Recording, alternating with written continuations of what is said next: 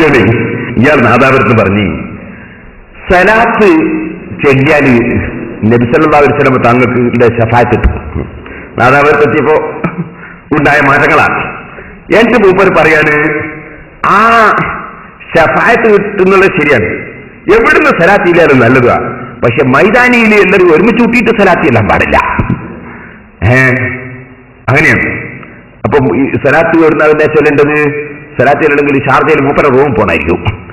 അത് വെച്ചിട്ടവനെ മൈതാനിൽ സലാത്തിൽ കൂടാറ് തന്നെ ഗ്രൗണ്ടിലേക്ക് സലാത്ത് ചെല്ലാൻ വേണ്ടി അല്ലാഹുവിന്റെ റസൂലിന്റെ കാലഘട്ടത്തിൽ പ്രത്യേക ദിവസവും സ്ഥലവുമൊക്കെ നിശ്ചയിച്ചുകൊണ്ട് ഏത് സ്ഥലത്ത് വെച്ചും ചെല്ലാമെന്നതിലാർക്കും തർക്കമില്ല, ഏത് സ്ഥലത്ത് വെച്ചും ചെല്ലാമെന്നതിലാർക്കും തർക്കമില്ല, ഏത് സ്ഥലത്ത് വെച്ചും ചെല്ലാമെന്നതിലാർക്കും തർക്കമില്ല.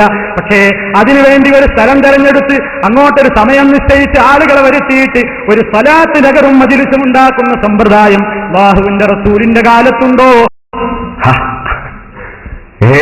അല്ലാഹുവിന്റെ റസൂലിന്റെ കാലത്തുണ്ടോ?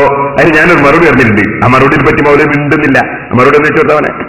ഇനി ഞാൻ പറയട്ടെ, നിങ്ങൾ നോക്കൂ. പിന്നെ മൂപ്പരെന്താ പറയുന്നതെന്നറിയോ? രസകരമായ ഒരു കാര്യം. സലാത്ത് നല്ലത് തന്നെ, ശഫാഅത്തിന് വേണ്ടി തന്നെ. പക്ഷേ സലാത്ത് ചൊല്ലാൻ വേണ്ടി ഒരു മൈതാനിയിൽ ഒരുമിച്ച് കൂടാൻ പാടില്ല, ഒരു ഡേറ്റ് വെച്ചിട്ട് സലാത്ത് ചൊല്ലാൻ പാടില്ല. മൂപ്പരുടെ പുതിയ കണ്ടുപിടുത്തം. ഓ മൗലി, എന്തായാലും കാരണം പറയുന്നുണ്ട് അയാള്. എന്താ കാരണം? നബി സല്ലല്ലാഹു അലൈഹി വസല്ലമ ഒരു പ്രത്യേക സ്ഥലത്ത് ആളുകളെ ഒരുമിച്ച് കൂട്ടിയിട്ട് ഒരു പ്രത്യേക ഡേറ്റ് നിശ്ചയിച്ചിട്ട് സലാത്ത് ചൊല്ലിയിട്ടില്ല. മൗലവി, ഞാൻ അങ്ങോട്ട് ചോദിക്കുന്നു, ശരിക്ക് കേട്ടോ, നാദാപുരത്ത് വന്നുപോയാ പോരാ.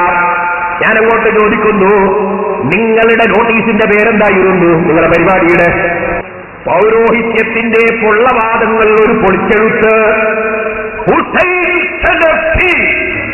എന്ന് വലിയ അക്ഷരത്തിൽ എഴുതി വെച്ചിട്ട് പോസ്റ്റർ ഇറക്കിയിട്ട് ദിവസം നിശ്ചയിച്ചിട്ട് പെർമിറ്റ് എടുത്തിട്ട് പന്തല് കെട്ടിയിട്ട് ഒരു സ്ഥലത്ത് ആണെയും പെണ്ണെയും ഒരുമിച്ച് കൂട്ടിയിട്ട് നിങ്ങൾ പ്രസംഗിച്ചില്ലേ?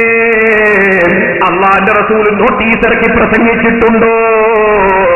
അല്ലാഹുവിന്റെ റസൂൽ മൈതാനിയിൽ പ്രത്യേക ദിവസം നിശ്ചയിച്ച് ആളുകളെ പ്രത്യേകം ഇതുപോലെ ക്ഷണിച്ച് ഇതുപോലെ പെർമിറ്റും എടുത്ത് പ്രത്യേക ദിവസവും നിശ്ചയിച്ച് അല്ലാഹുവിന്റെ റസൂൽ പ്രസംഗിച്ചിട്ടുണ്ടോ? മൗലവിന്റെ മറുപടി, അത് ഞങ്ങൾ ചെയ്യുന്നത് നബി ചെയ്യണമെന്നില്ല, നിങ്ങൾ തങ്ങന്മാരും മൊയ്യാന്മാരും ചെയ്യുമ്പോൾ നബി ചെയ്യുന്നതായിരിക്കണം.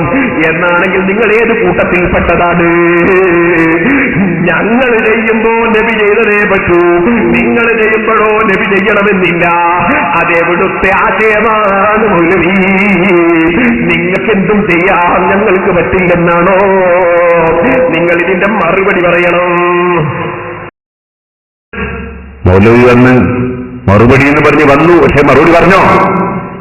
ഈ മൗലവിമാര് നോട്ടീസ് ഇറക്കിയിട്ട് എത്ര പരിപാടി വെച്ചു, സ്ഥലം നിശ്ചയിച്ചിട്ട് എത്ര പരിപാടി വെച്ചു, എന്തെല്ലാം കാര്യവശം നടത്തി.